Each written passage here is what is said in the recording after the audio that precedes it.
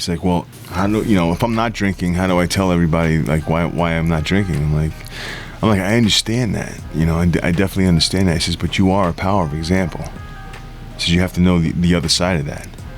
You just tell people, I don't drink. You don't have to make any excuses. I don't drink. Why not? Because I don't like it. It makes me sick. I don't feel good. Whatever you want to tell them, but when you say you don't drink, they're not going to force you to drink because you don't, right? They're going to be curious as to why, because everybody else is drinking. So this is the mass psychosis. This is the indoctrination. Everybody's doing it, and everybody thinks it's okay to do it, and you got caught up into it, but you are not like them. When you start, you know where it's going to fucking go. Right? You're not coming home to your wife or kid.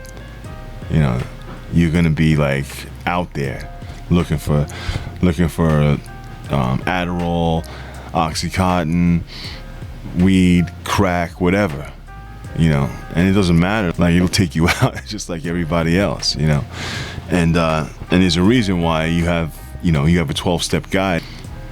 So anyway, he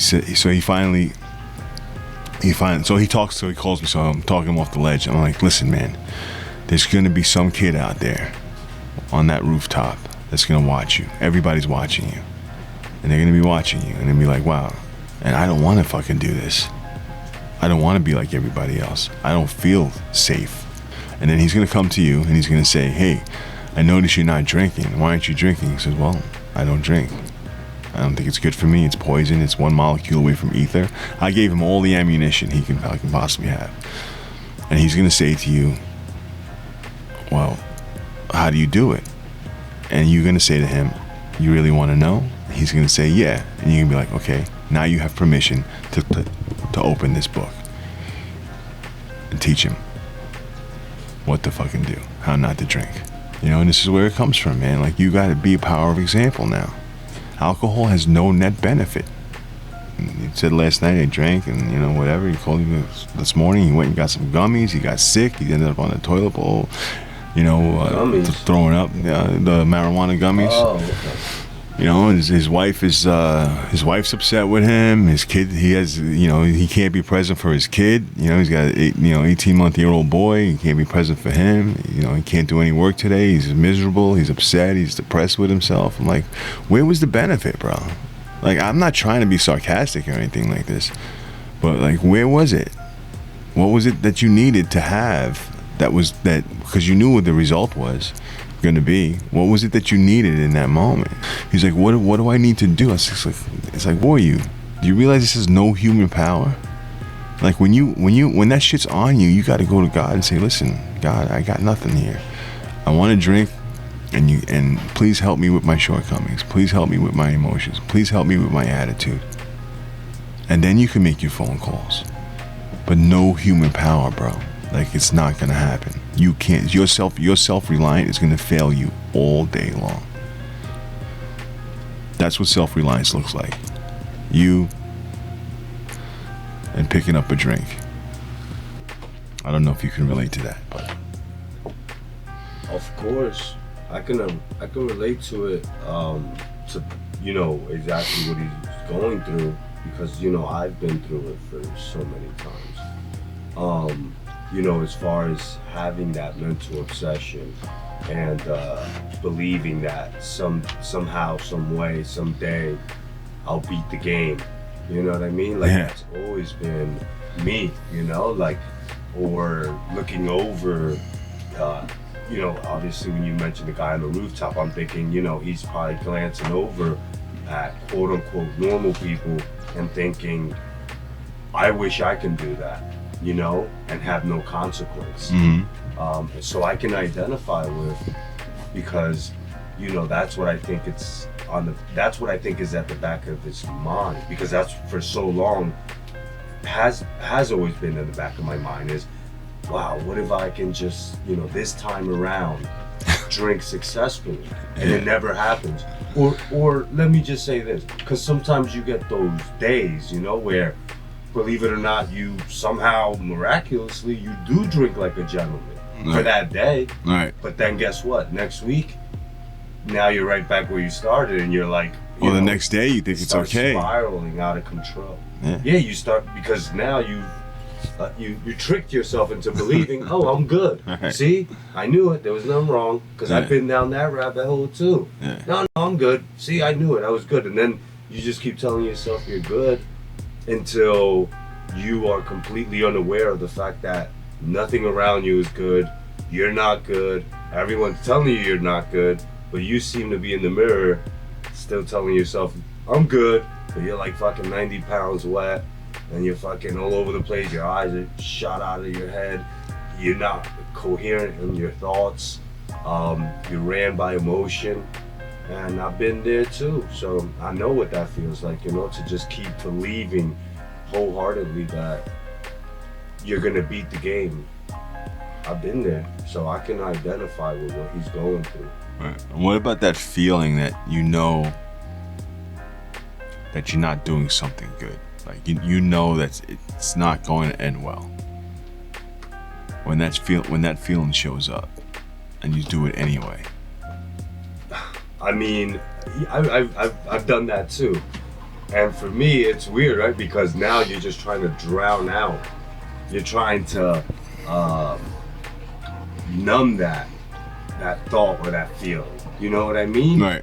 But as hard as you try, it still comes up. Yeah. So you try to surround yourself around situations and circumstances that are just like super cheerful. Your environment is super cheerful, but on the inside you're still dying.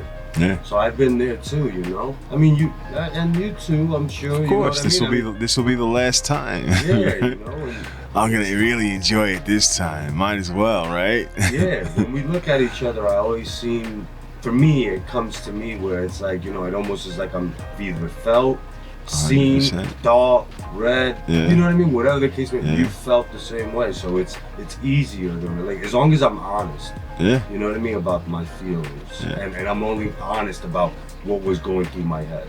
Right. But it takes clarity. You need clarity. You need to be clear in your mind, and you need to have time to see it, to remember what those thoughts and feelings were. It's hard to just be coming out of a fog and be able to articulate, this is what I was feeling, this is what I was thinking. Right. It's not gonna happen because he's still clouded. He's still not seeing it yet. So it takes time. You have to build that bridge between, all right, let me have enough space, and obviously through meditation, right? Then you're able to kind of see, what was I thinking? What was I feeling? What exactly was it? Well, I have to pinpoint that. And I think that until you don't pinpoint it, those feelings and thoughts and emotions, like, it's almost like the conversation, and I always go back to what we talk about because it's what's helped me the most.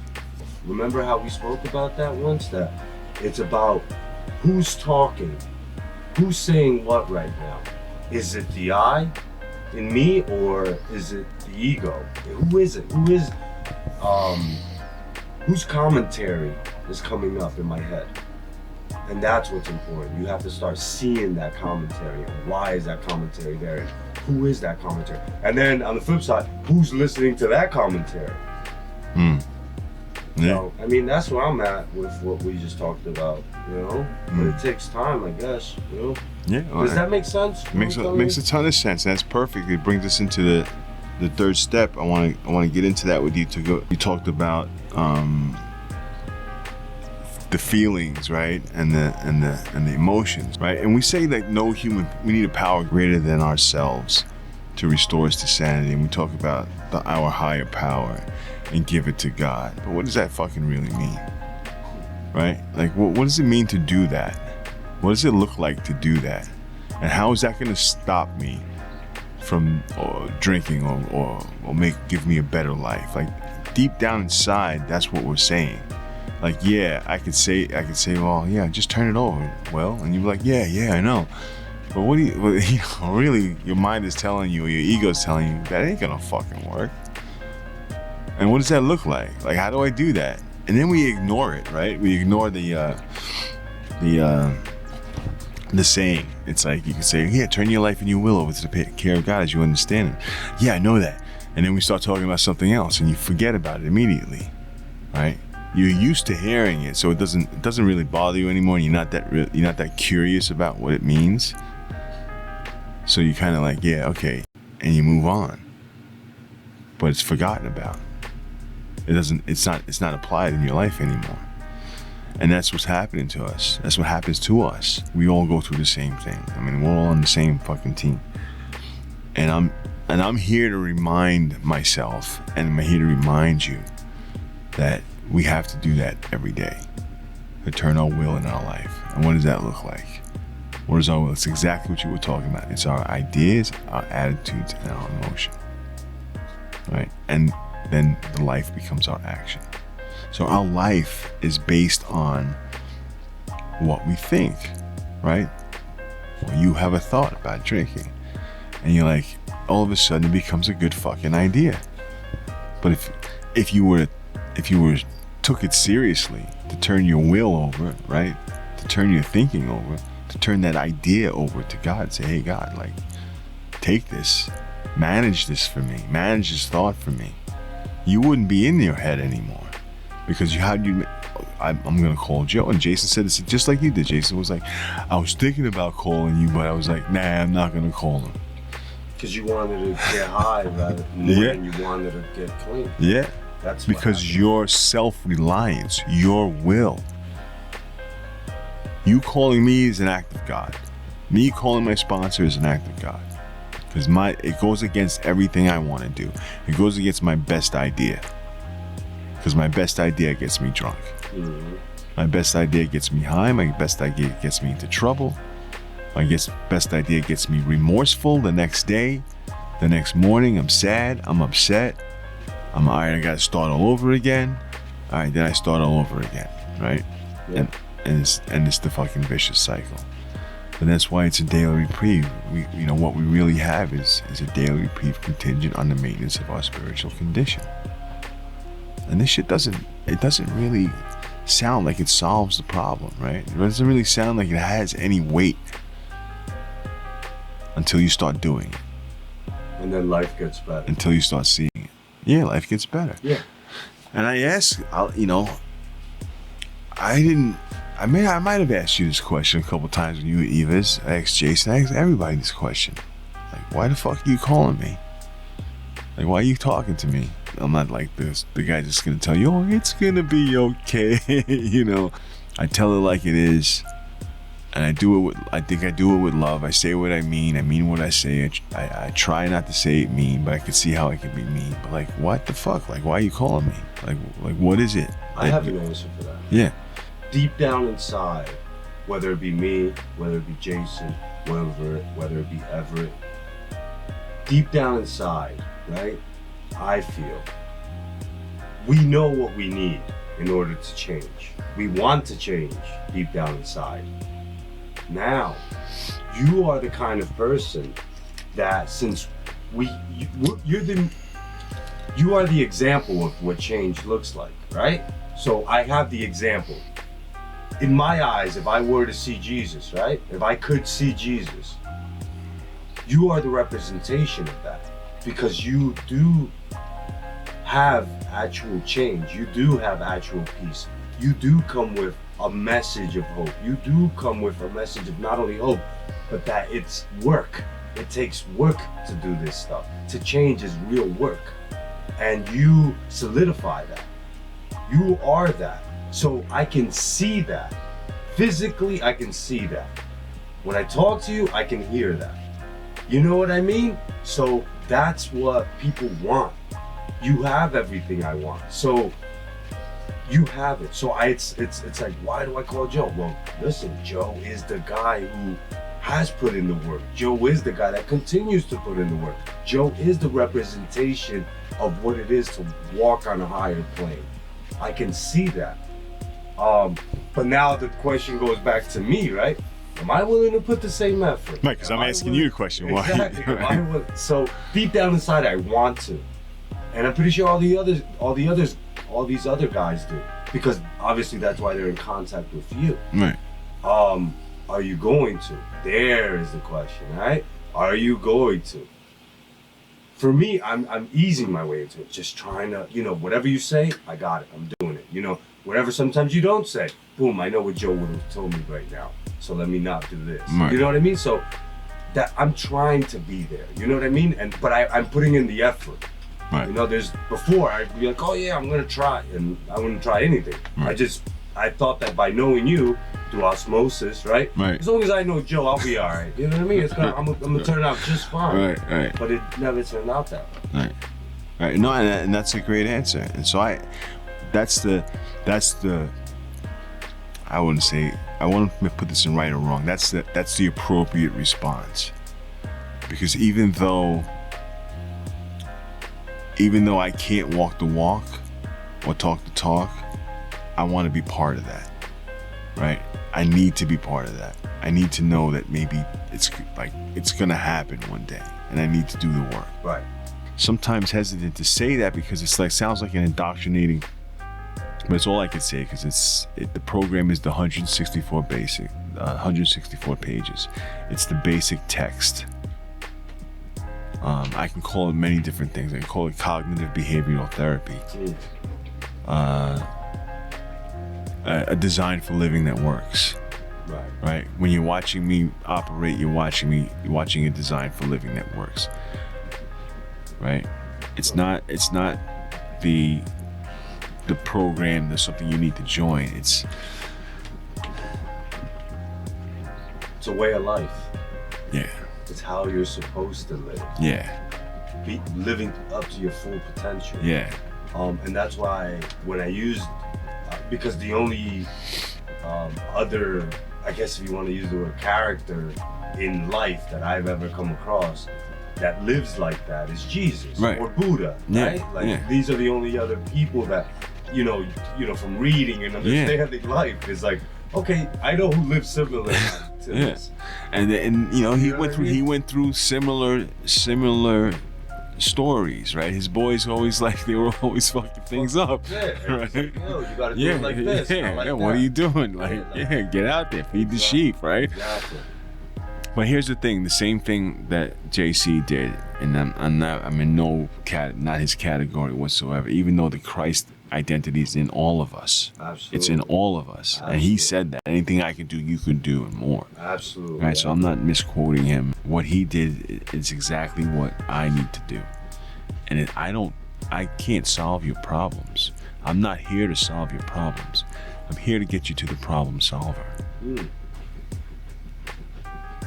That's deep. I got that from my sponsor too. He's like, Joe, I'm not here to solve your problems. I'm here to get you to the problem solver. Turning your life and your will over to the care of a God as you understand him is the problem solver. I'm here to help articulate that, how to get there, how you walk there. This is the one with authority. The Pharisees, the scribes, the politicians, they don't have any authority over me. Or you, if you're doing the right thing. That's the goal. That's what I'm telling Jason this morning. No human power, bro. Not even like me. I have a question for you. Yeah. I brought up this question in group at IOP. I said this. From reading and trying to understand, because there's a lot more that I have to understand. But from my interpretation of reading and understanding things, and similar to what you just said, no human power, right? So does that mean that only an act of providence can eliminate the drink problem? Am I correct in saying that only an act of providence? Yeah, and it's not only an act of providence. Okay. It's a combination of effort. The seeking is what it's all about. Here's what the program, they got the ABCs on page 59. You want to open that book right there? The ABC is... Page 60. Yeah, I'm sorry, page 60. The second full paragraph down, our description of the alcoholic, right? Yeah. So our description of the alcoholic, that's step 1. The chapter to the agnostic, that's step 2. And our personal adventures before and after make clear 3 pertinent ideas. What does this word pertinent mean? It's pertaining to, so it's referencing or relating directly, significantly to the matter at hand. Related directly and significantly to the matter at hand. So these 3 pertinent ideas relate to what? Our Alcoholism. The description of the alcoholic, that's what we are. The mental obsession, the physical addiction, the spiritual malady, the maladjustment to life, the full flight from reality, the delusional thinking, the mental defectiveness. But on your power, you can't stay sober. So the seeking is what it's all about. And then you will find that power. You asked him the question, is it only by an act of providence? And yes. Well, he automatically interpreted that I was talking religion, which was weird. No, I don't think that you can just get sober by going to church. And I'm like, I just said it's an act of providence. Maybe he didn't understand the word. And he goes, I think there's multiple ways you can stop drinking. Yeah. And I said, okay. Yeah. And I didn't want to, because at this point, you don't want to go back and forth with the counselor. I didn't ask. No, your word you used was perfect. Place or source of origin. All right, where do we come from? That's a freaking excellent word. Only by the place of source of origin. The source of where I came from. God, right? The universe. Bill Wilson calls it my newfound friend. Sunlight of the spirit. This is all providence. So he didn't understand your question. Because we are going to talk about God. Yes, we are going to talk about God. See, there's a lot of fear around God. Right. Which was instilled in us. But don't be mad at God. Don't be mad at the source. Don't be mad at the source of origin. Be mad at the fucking people that fucked you up. Like that gave you misinformation. Or they used God as a punisher. Mm-hmm. If you do that, God's gonna punish you. Mm-hmm. Be mad at those people. Don't be mad at the source of origin. The source of origin is just doing what it does. The flower is just being a flower, right? Don't be upset with it because it grew in some place you didn't want it to grow. Like, it's just being a flower. So to answer your question, to help you understand where he's coming from also, which you don't need to challenge him on. You don't need to challenge that. All you need to do is carry it, right? Talk about it. So let me get back to this. So the description of the alcoholic, that's step 1. The chapter to your Gnostic, step 2. I know I'm repeating myself, but I have to. In our personal adventures before and after, make clear 3 pertinent ideas. A, we were alcoholic and could not manage our own lives. What does managing our own lives look like? Managing our feelings, managing our emotions, our attitudes, our ideas, right? Whatever, you can call it envy, jealousy, whatever emotions come up in you, right? When they say emotions, it covers a broad spectrum of feelings, right? Emotions covers everything. Happiness, sadness, joy, grief, sorrow, love, right? Right. So we couldn't manage our own lives. We were unable to manage these things, and our ideas, our thoughts that kept coming. Right? I got an idea. I got a bright idea. Let me drink. Or I got an idea about this. Right? But the ideas sometimes come to us as a need to lie about something to save our ass. I got a good idea. I'm gonna tell this guy that I was late because I was on another job. Right? Yo, man, why you talking to me like that? Like, why you cut me off? Right? You driving your car. Like, you can get attitude when you're driving your car, right? All the time. But like other people I know, they're like driving for everybody else. Why are you doing this? Why are you turning left? So that's an attitude. We can't manage that. Like, that's the perfect example. That's the perfect example of attitude, emotions, and ideas. Driving on the streets, driving your car on the streets, right? Because we know the consequences are very costly to get into an accident, and that's why it's very sensitive in that situation. So we cannot manage our lives, right? We can't manage our fucking driving skills. We can't manage other people's driving skills. We can't manage our emotions when it comes around that, right? So they make clear 3 pertinent ideas. A, we were alcoholic, could not manage our own lives. B, that probably no human power could have relieved our alcoholism. So when you ask that question, if he knew this, he would have been like, yeah, he would have took you right here, or he would have said it in his head. Like I said, I'm giving you the long answer, right? But this is, probably no human power could have relieved our alcoholism. And this is probably no human power could have relieved our alcoholism, because it says probably, because if you're not an alcoholic, then because believe me, if you want to leave, if you think you're not an alcoholic and you go and you think God can't help you and you go and you can continue to drink, God will bring you back into these rooms if you're a real alcoholic. Well, that's for sure. You're coming back, and I don't need to sell this. I'm just telling you. You ask me, I'm going to tell you. You're alcoholic. You can't manage your own life. No human power is going to relieve your alcoholism, and God could and would if He was sought. That's key, though. That alcoholism, because just reading it, you know what I mean? Like if someone just were to pick up the book and read it, they'd be like, oh, alcoholism, just getting drunk too much. But that's so far from the truth. Yes. It's exactly about what you said. It's my about man. Your ideas, your thoughts, your emotions. That's what I mean? We're talking about everything. We're not just talking about you drink too much. You know what I mean? We're talking about the way you see life, the way you know what I mean? Everything of what is your alcoholism, Yeah, being egotistical, all of that, the pride, the jealousy, all of it. Yep. Everything. Can't say it any better than that. So that brings us to step 3. So yes, you knew he didn't answer the question. No, and neither did I say anything. Right, and that's good. Okay. Yeah, all right. Whatever. I'll ask on Saturday. Right. Yeah. Right, and you don't have to challenge him on that. You don't have to challenge. Like I said, we don't have to sell this, bro. They'll come back.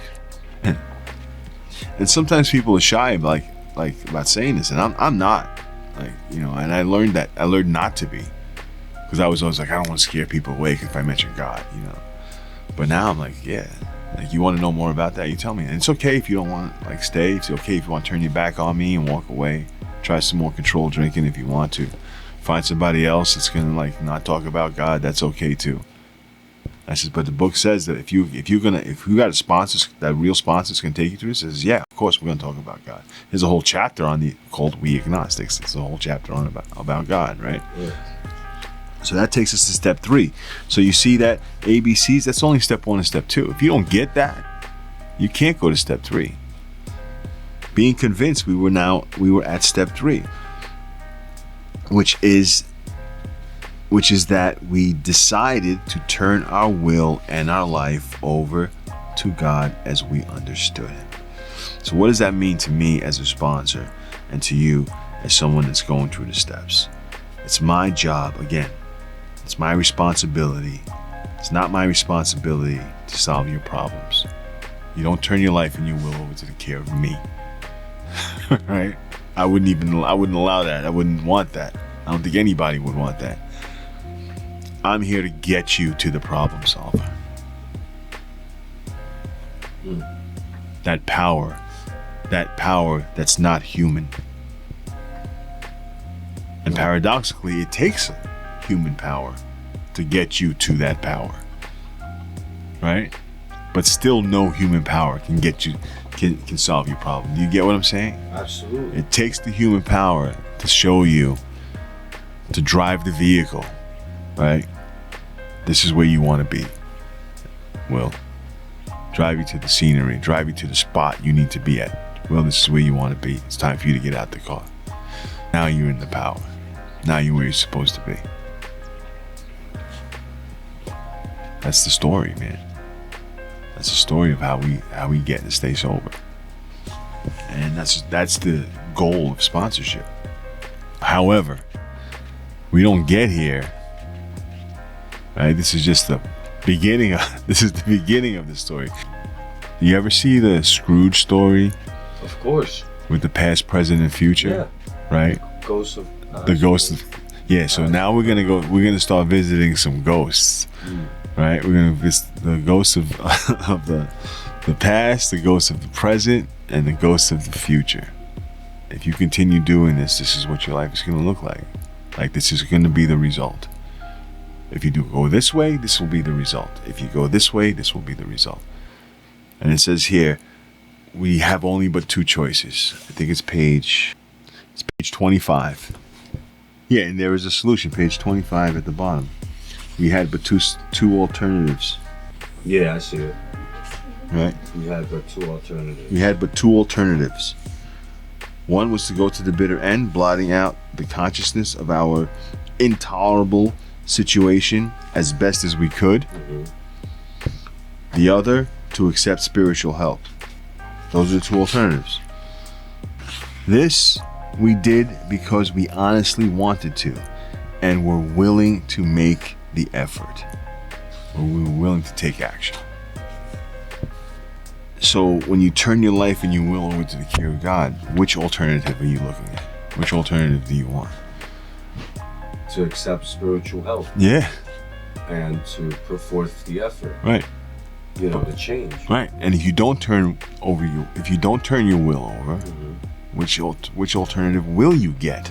To turn that over, man, it's not an easy thing. You know, I understand that. To turn your back on everything you think you thought you knew about life. You know, because you have things, because you have a wife, you have a car, you have a house, or maybe you're an adult. Maybe you have nothing, but you're still an adult, right? And like, well, you know, I could figure this out.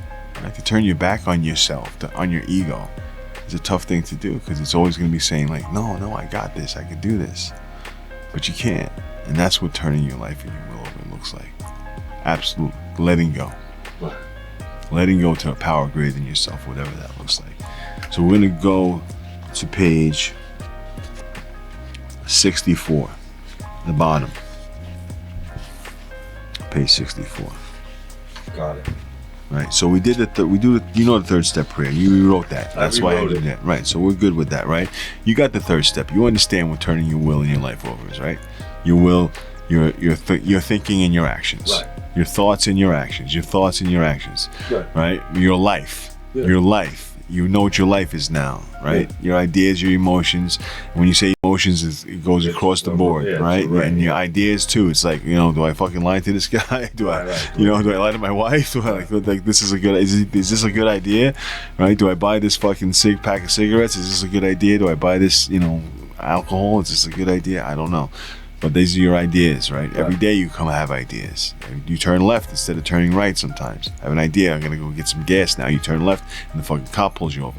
You know, these are ideas, right? So we're turning our ideas and our emotions and our attitude. That's important too, because like, you don't know, like it's not an idea or an emotion that gets you angry sometimes. It's just anger. It's the emotion. Right? I got angry. Right? My attitude, I walk around with an angry attitude. I'm not really emotionally fucked up, but I'm just angry. Right? Yeah. Or I'm just sad. I can still go to work, drive my car to work, but I'm just sad. Yeah. Right? That's your attitude. I got a sad attitude. But if you had an attitude of gratitude, which is kind of, you know, foofy to say, but you know, if you had the attitude of gratitude, everything would be okay. I'm grateful I got a car. I'm grateful I get to work. What am I angry about? Like, you know, so we turn these things over. We're turning that's our life, and we're turning that over to a power greater than ourselves. Whatever you want to call it, that's a personal, intimate relationship that you're going to have with that power greater than yourself. You can't talk to the power the way I talk to the power. Right, because it's your power. Yeah. Right. Yeah, it's it's not my power. It's your relationship. We share the same power. We live under the same sun. But I have a different relationship with that power. I can harness the sun and create energy in my house. You can use the sun to get a tan. You know what I'm saying? Or grow fruits and vegetables to feed your family. We can harness that power however we want to. We can have whatever relationship we want to with it and figure out how it's going to benefit us. And that's what I'm saying, that your power, a power greater than yourself, that's intimate and personal to you. And I would love for you to share that with me, what that looks like. I share it with you all the time, but it's not something you can own. Right. You said something just now that actually got me. You said you can use the sun to power your house. Yeah. You mean light? Solar energy. Yeah. Solar energy. All right. Yeah. That stumped me for a second. Like, wait, what do you mean by that? Yeah. Yeah. I could use solar energy. Right. They would have light. That's power. Yeah. Right? We turn a switch on and we say, "Oh, that's not power," but that's power. Yeah, it's electricity. We're harnessing power here, right? Yeah. Like that lamp they can't do jack shit without the fucking power it's coming from. Without that panel on the back wall. Right. You see that panel there? Yeah. Nothing's happening without that panel. There's no power without that, right? So the sun was used for light, heat, nature, like growing stuff. Probably healing too. Absolutely. Sometimes I talk too much, man. You gotta shut me down, maybe. No, I'm listening. I elaborate a lot. So we got this. So we got the step 3. Let's read the bottom of page 63. Okay. Next, so after you got this understanding that you're not gonna play God in anybody's life, right? And we got the prayer. I'm gonna read it out. I can say it as a matter of fact.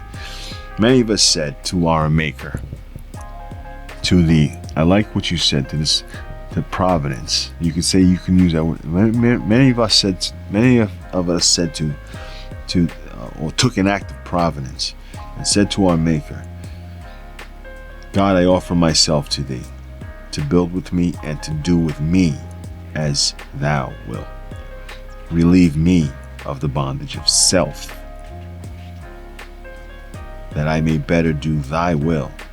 Take away my difficulties, that victory over them may bear witness to those I would help of thy power, thy love, and thy way of life.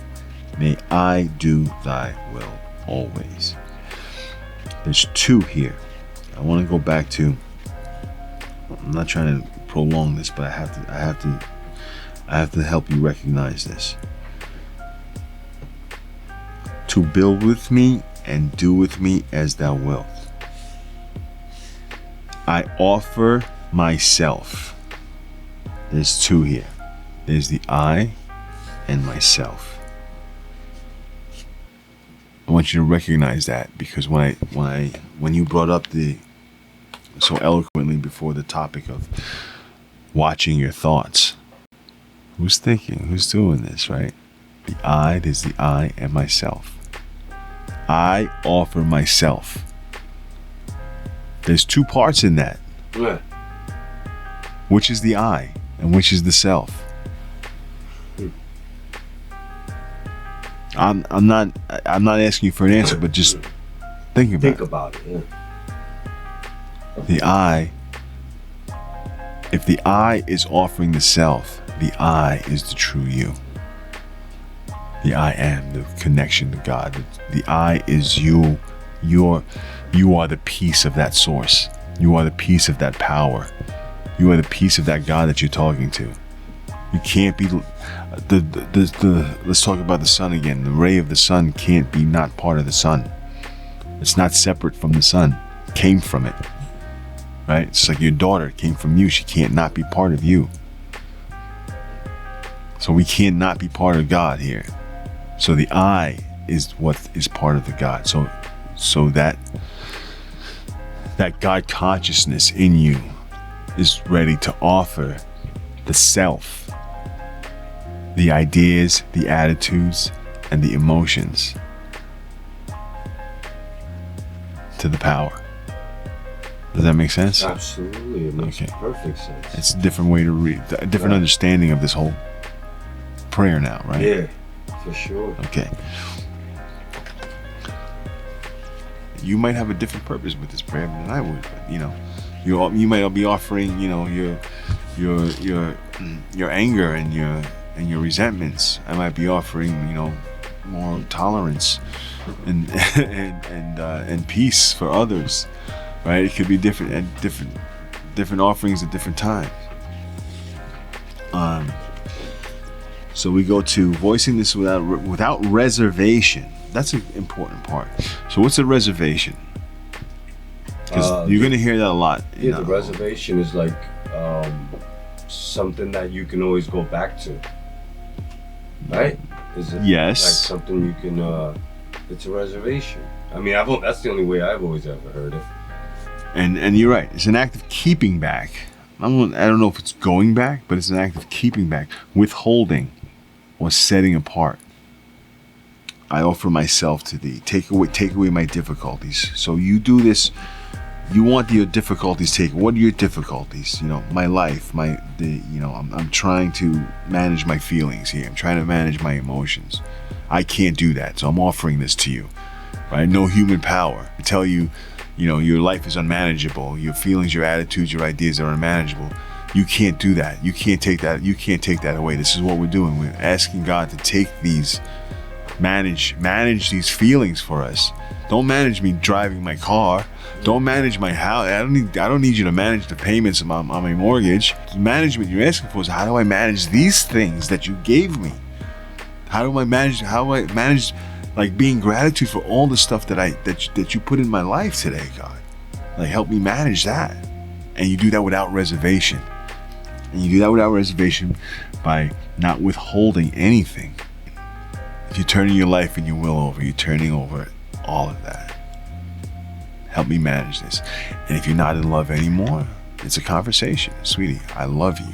Like a conversation I have with my ex-wife, my children, mother of my children. I tell her I love her all the time. There's nothing romantic about it. I know you're not sad about that, and I'm not sad about that, but I can still love you. I had to ask God to manage this for me because I didn't know what the truth was. And when I started asking God to manage it for me, the truth came out that she was actually taking care of the girls. She was combing their hair every morning, bro. That's a lot of work. She was getting them dressed for school every morning. She was feeding them. When I saw them, they were happy and they were peaceful, and they loved me. She never said a bad word about me. So if I didn't let God manage that, guess where I would have been with that whole situation? Right? Still fucked up. Yeah. Her mad at me mad at her. Girls getting older, parents not getting along, but it's not like that now. Thank God. I can say that with depth and weight. Thank God I was able to give these ideas, attitudes, and emotions over to God. It wasn't my hand that did that. All I had to do was let him manage these feelings for me. Right?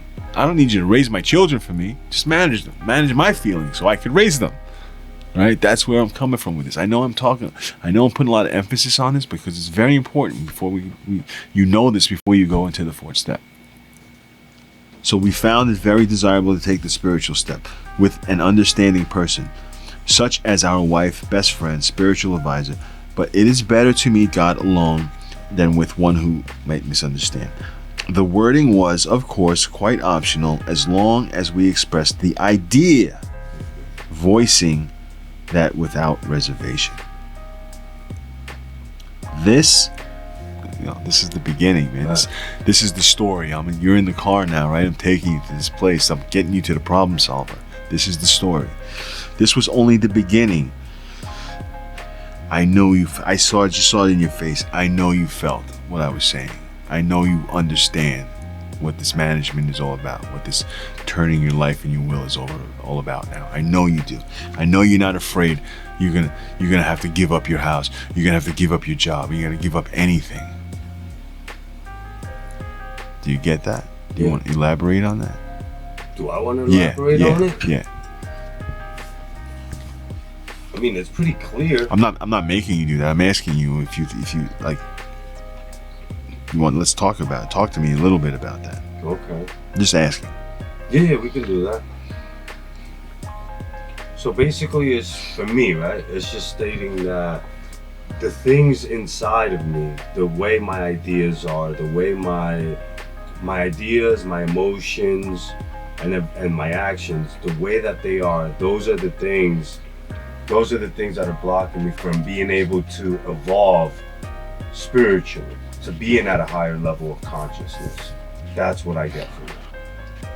It's a cloudy day outside. Right. But the sun's still there. Yeah, it's still there. So when the clouds move, that's a blocker. Right. The clouds are blocking the sunlight. Just like my anger were to block that. You know what I mean? Just like my sadness or my pride or my jealousy, my envy, my ambition. Like all these things are what's blocking me from being closer to God, from having a higher spiritual experience. Those things first. That's what I get from that. Beautiful, beautiful. One thing I missed, and I want to go back to, is though our decision was a vital and crucial step. This is the third step decision he's talking about. Did I say that? No, you didn't. Okay. Though our decision was a vital and crucial step. He's talking about the third step, right? We made a vital and crucial step just now, right? With the third step, we said the prayer and everything, right? It could have little or permanent effect unless at once followed by strenuous effort to face and be rid of the things in ourselves which have been blocking us. Just like you explained. So, even though we got this third step down, right? Even though you got that down, we took a step. It was vital. Vital meaning like your organs, right? Yeah. It's like in this work, it's as vital as your freaking lungs. Yeah. You're not going to breathe. He says, but even though that's vital, even though as vital as that step is, you're not going to be breathing very long unless it's followed by a strenuous effort to face and be rid of the things in ourselves which have been blocking us.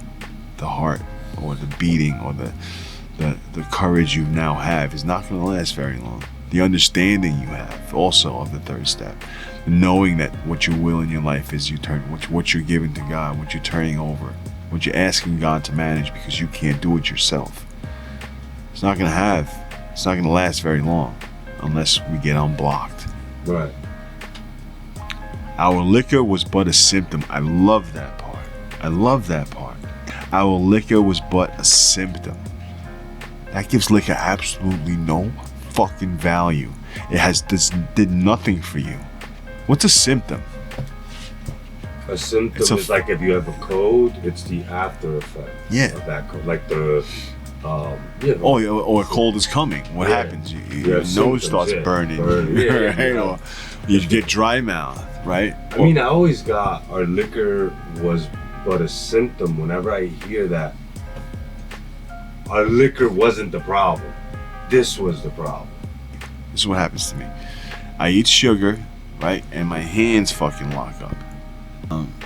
But I never knew it. I didn't know that either. I didn't know what that was until recently, right? So I was getting symptoms. My hands, I would eat like bread and a donut and sandwich, and then my hands would like swell up and lock up, and I'm like, I got like this was a symptom. It wasn't the problem.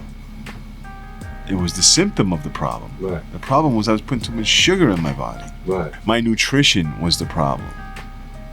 The swelling of the hands was the symptom. It was telling me something. So, the liquor being the symptom, if the liquor's the symptom, the problem is what?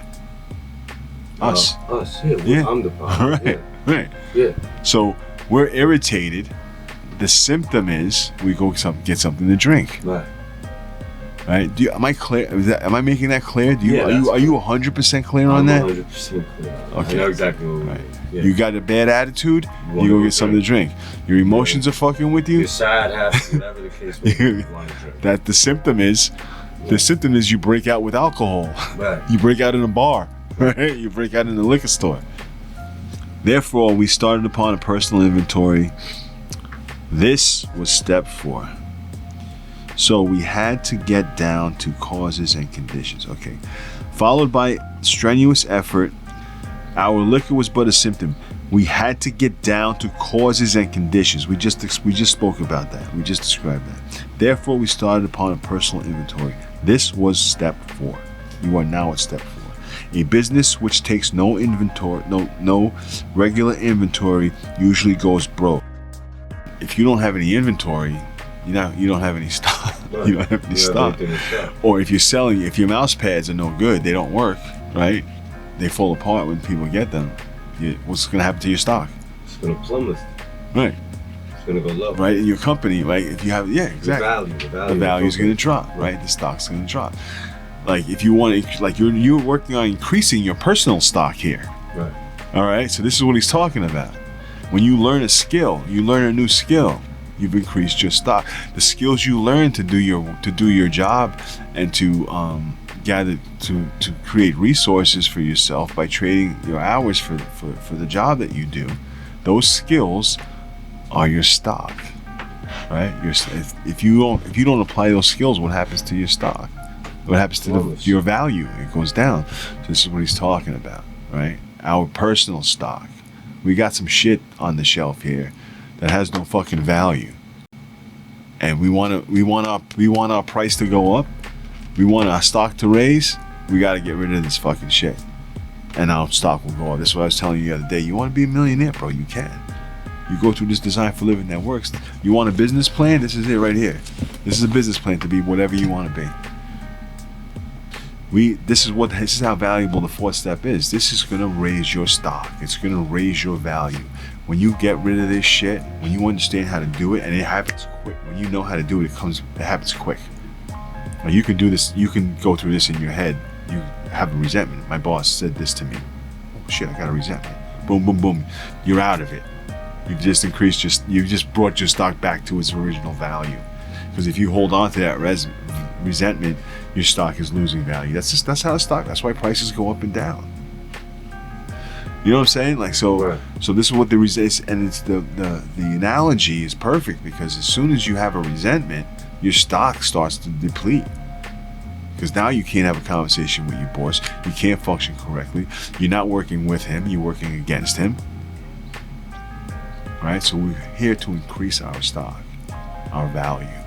That's what the fourth step does. Gets rid of the smelly smell that smells smelly, and replaces it with some good smelling stuff, so we can raise our stock. If you want to stop there, we can stop there. Yeah, we'll do that. Okay. So I can get to my family. Yeah. This was good. What time is it? Yeah, 10:50 was good. A couple hours, bro. Yeah. It was good. Yeah.